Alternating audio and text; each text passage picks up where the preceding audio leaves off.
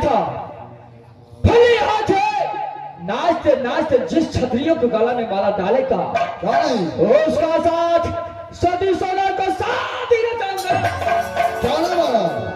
ओ बहादुर, वो सोना को साथ शादी करने कारण राज नाना पहुंचा था। अच्छा, लेकिन जब मैं सभा में बैठा भली हाथी आया, नाचते नाचते महाबाबासी आल्हा सिंह को गले में जाए। बड़ी जुलूम का बात है बहादुर, जब महाबाबासी आल्हा सिंह को गले में माला डाला, सोने को साथ आल्हा सिंह को साथ होने लगा। उसमें जाकर माई ने रोका, सोना को साथ है आल्हा को साथ रहे, अग्निदेव सिंह को साथ। वो समय सोना ने क्या किया? वो भरा है सभा में अपनी जूती की ठोकर से ठुकरा करके भरे हुए सभा में सोना ने मुझे प्यार से किया। आपको मारा जूती के ठोकर से, तब तो आपको ये भरा सभा में बहुत इज्जत किया।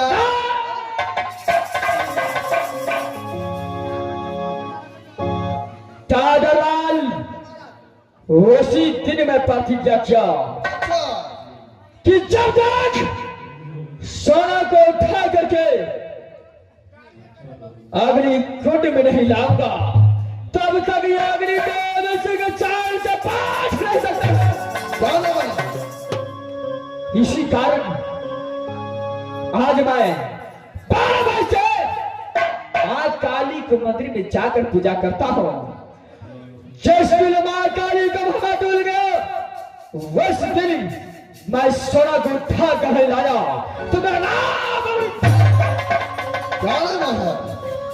बहादुर। ये समय तू खड़े ड्यूटी बजाओ, मैं मां काली के मंदिर में पूजा करने के लिए चलता हूँ। क्या बहादुर, चलो खड़े ड्यूटी बजा, मैं यहां से चलता हूँ।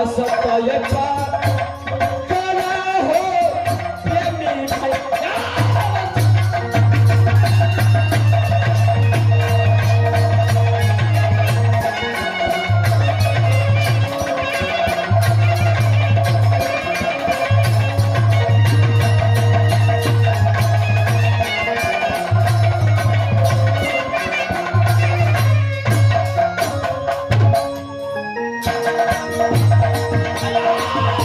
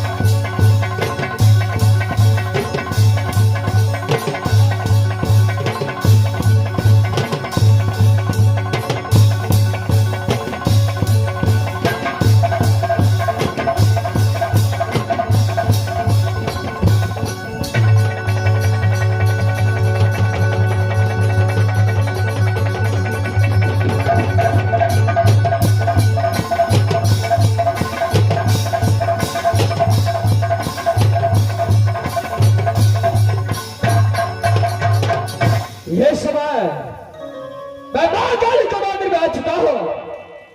मैं मां काली को सबसे पहले प्रणाम करके पूजा करता हूं, उसका बाद मैं खाऊंगा।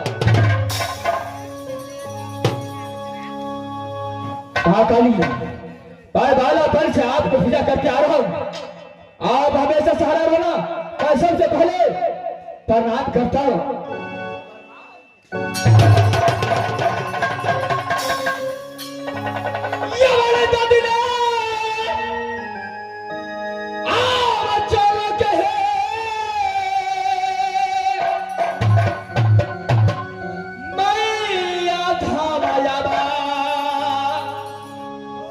हो पूजा पूजा माया चलिया